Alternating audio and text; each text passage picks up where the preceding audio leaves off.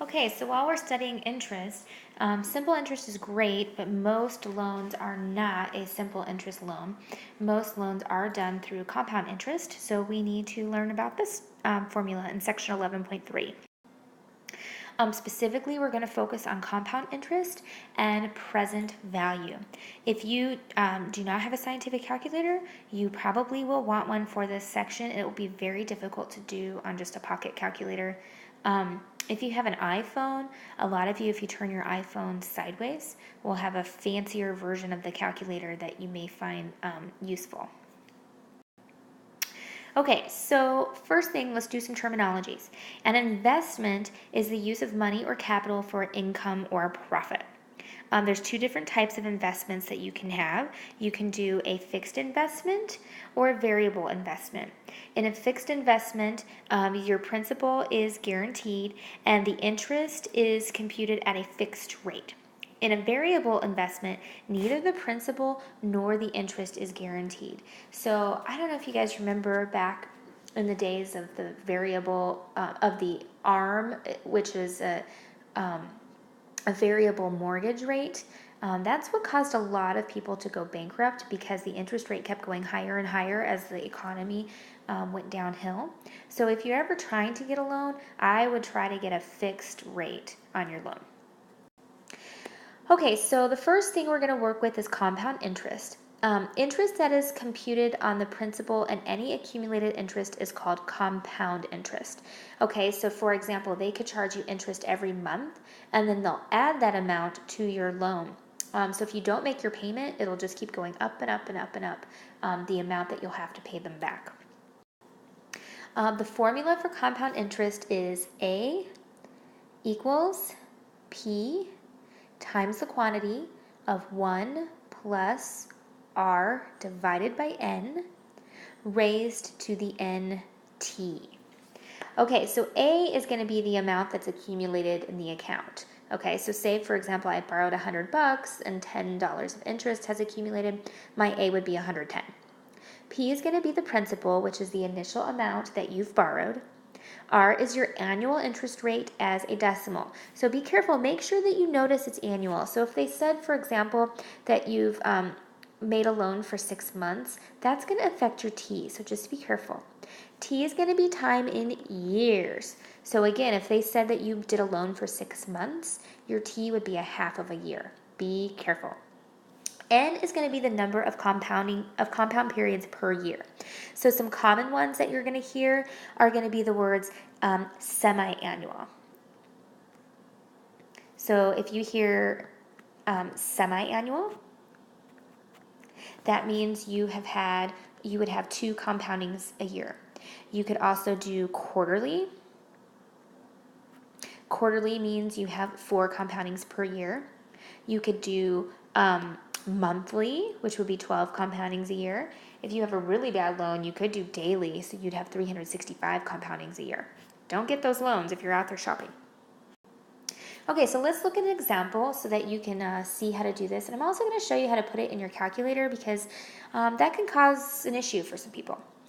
Kathy Mowers invested $3,000 in a savings account with an interest rate of 1.8% compounded monthly. If Kathy makes no other deposits into this account, determine the amount in the savings account after 2 years. Okay, so first thing we want to do is we want to set up our formula.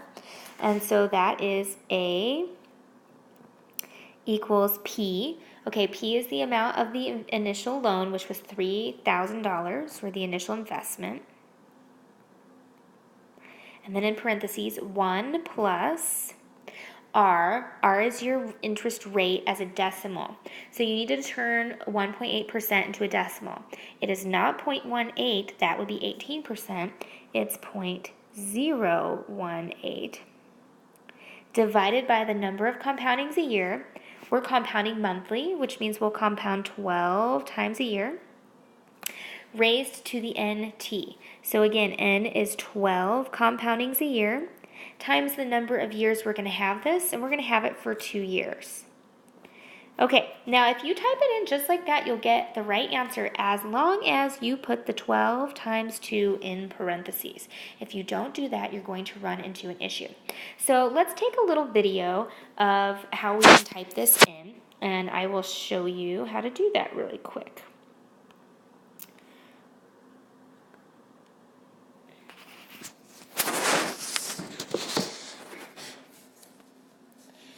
Okay, so I have a calculator on my computer, and you can actually download this calculator for free. It's called Wabbit Emu if you want to download it.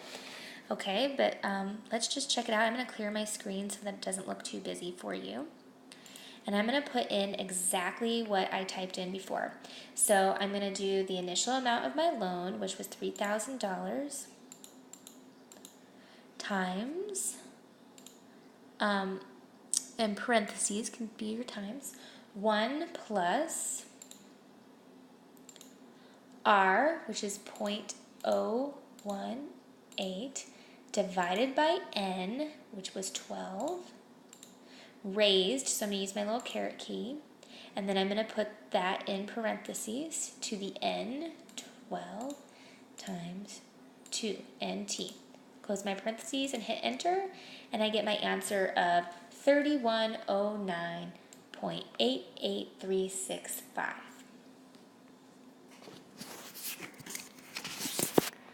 Okay, so we got 3109.883. So this is money, so we'll just go to 2 decimal places. Use your rounding rules as appropriately. So at the end of 2 years, we'll have $3,109.88 in the account. Okay, another topic that they'll ask you to calculate on occasion is called your annual percent yield. Okay, the effective annual yield and the annual percent yield mean the same thing. And this is essentially the simple interest rate that would give the exact same amount of interest as the compound rate over the same period of time. So basically, instead of using this crazy formula to calculate the interest rate, what's just your annual percent rate for simple interest? I can show you an example. Okay. So let's say determine the APY, or annual percent year, also called the effective annual yield, if $1 was invested for 1 year at 2% compounded quarterly. Okay, so the first thing we would want to do is use our compound interest formula to calculate that. So A equals P, which is 1, times 1 plus R over N. 1 plus our interest rate's 2%, so 0.02, over N, we're compounding quarterly, so that's 4 times a year, raised to the NT, so that would be 4 times T, which we're leaving it in for 1 year, so that would be 1. Okay, so again, I'm going to type that in my calculator, so I'll do 1 parenthesis 1 plus 0.02 divided by 4, close my parenthesis, raised, and I'll open parentheses 4 times 1. Close parenthesis and hit enter. That would give you 1.02. Okay, and there's more decimals than that. 1.02015, blah, blah, blah. Okay. That means after 1 year, you would have $1.02 in your account. Well, you started with $1 in your account. I guess I should have done a couple more decimal places. 01505. You started with $1 in your account, so that means there would be, if you took that away, there was 0.02, we'll round, 02 in interest that was made. So the question was, what is your APY? That would be this number right here, the 0.0202. If you did simple interest and you used 2.02% with the simple interest formula, you would have received the same answer at the end. So if they ever ask you to calculate that, it's not horrible, but you know, it can be a little confusing if you've never done it before, but that is how you would calculate that. Okay, last topic of the day is going to be present value. Present value is going to be how much money you have like in the future, essentially. Okay, so this formula is going to be the formula that you already have written down, but rearranged. So we'll have P equals A divided by 1 plus R over N raised to the NT. Okay, P is going to be the present value or principal to invest now. A is the amount to be accumulated in the account. R is the annual interest rate as a decimal. N is the number of compoundings per year. And T is time in years. So say, for example, you want to say, I want $1 million in 10 years and I can make 5% interest. How much would I need to invest now to make that happen? So that would be the present value type of question.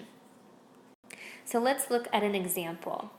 Okay, Will Hunting would like his daughter, that's funny, good Will Hunting. Will Hunting would like his daughter to attend college in 6 years when she finishes high school. Will would like to invest enough money in a CD now to pay for his daughter's college expenses. If Will estimates that he will need $30,000 in 6 years, how much should he invest now in a CD that has a rate of 2.5% compounded quarterly? Okay. So we're going to use our formula for present value. So P equals. Okay, and then in the numerator, you put the amount you want at the end of the investment. Our goal is to have $30,000 to pay for college. So that'll go in the top. And then in the bottom, you put all the stuff that's in the parentheses. 1 plus R over N. Okay, according to Will, he found a CD that's going to pay him 2.5%. So as a decimal, that would be 0.025. And he said that they are going to compound it quarterly. So that would be 4 times a year. And they are going to have 6 years to invest this money. So that would be your T, which is 6.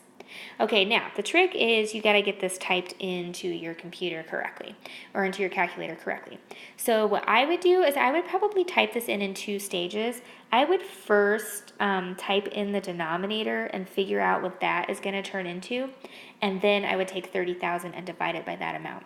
So I can show you how I would type it in again if you would want to see it. Okay, so I'll do another little video for you.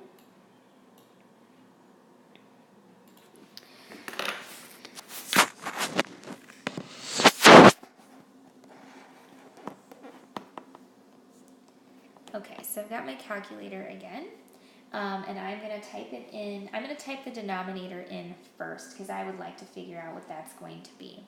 Okay, so in parentheses, I have 1 plus R, which was 0.025,